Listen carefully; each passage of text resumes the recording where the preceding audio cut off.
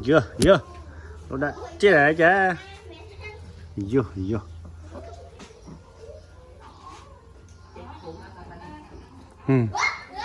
cái phù lon đấy.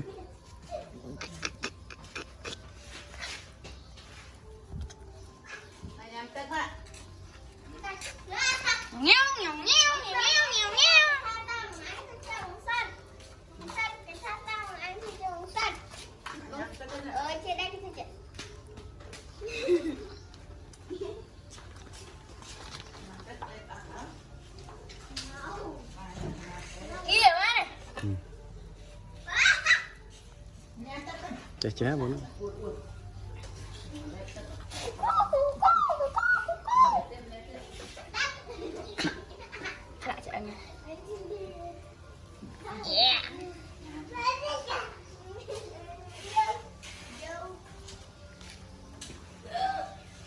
Ui.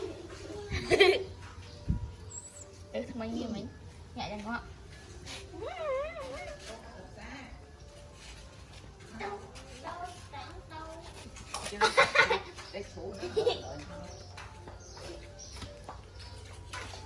Trên cây thủ hoang của Đồng Sơn.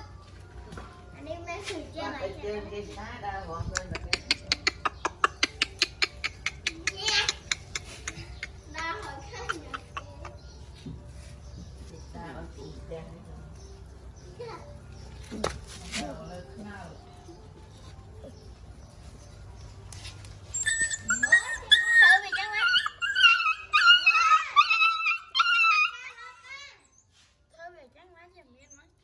Tại mới một nặng 10.